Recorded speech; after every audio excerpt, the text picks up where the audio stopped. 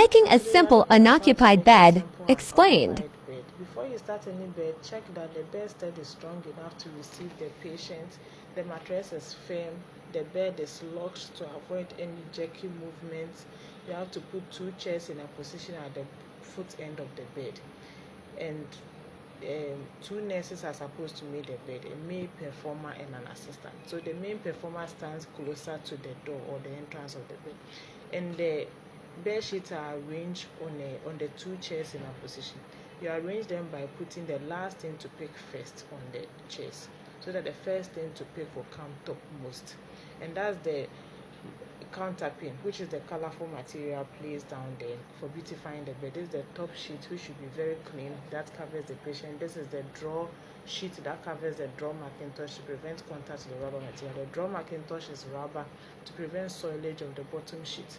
And this is the bottom sheet, which covers the mattress. You should also note that the mattress is already covered with another rubber material, so it's not a naked mattress. And you perform hand hygiene. Suitably, you should wash your hands, but you can also use hand sanitizer. So the main performer is the one who will pick the sheets and spread it on the bed, then give a part for them to the assistant to also hold. You should give a part such that after spreading it, for the bottom sheet, the right side will face up. So you will choose which part to give to make the right side face up. You spread it evenly, that everyone will get an equal part, and ensure that none of the sheet is touching the ground. Yes. And for bottom sheet, you start from the top end of the bed. So you'd make mitre or envelope corners at the top end. There's a video on how to make envelope corners. I have a YouTube video on how to make envelope corners. Please, you can go and watch. So you make the envelope corners at the top end, like they are doing. You always have to move with your assistant. If you are faster than her, you wait for her. Most of the time, your assistant shouldn't be faster than you. Yes. And then after making the top, you come to the foot end of the bed. That is for bottom sheet, and also make envelope corners like they are doing. Yes. And you have to instruct your assistant on what to do. Your assistant shouldn't be instructing. So from top, bottom, now you come to the middle.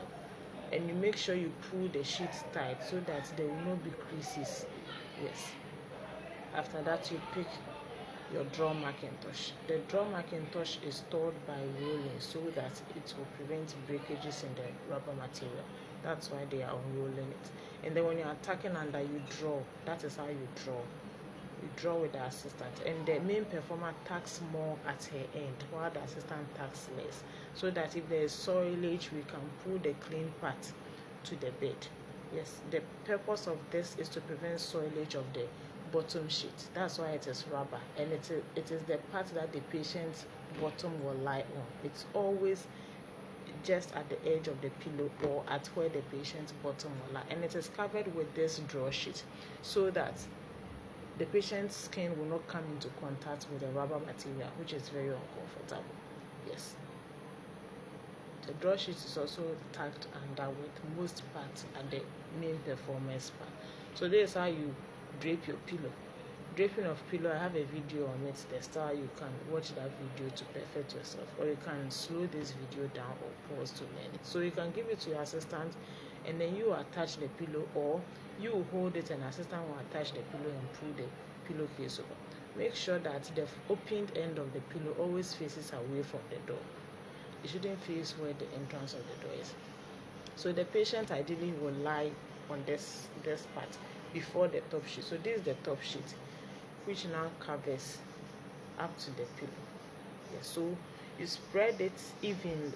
Give the assistant her part, and give a part such that after spreading, the right side will face down. This is to prevent uncomfortable irritation from the edges of the seams. Yes.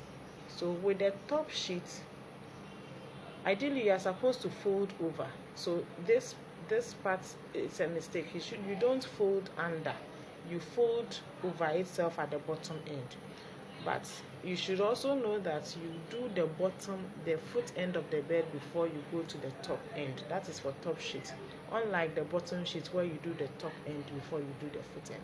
Then the top sheet is covered by a counterpane. The counterpane is a colorful material for beautifying the bed. It's for cosmetic purposes, yes, and it's usually light. So you spread it evenly. Always spread the sheet evenly.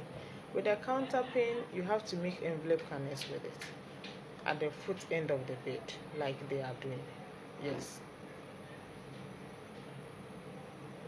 The envelope, this is the last envelope canal, so you should be very neat so that it will make the bed beautiful.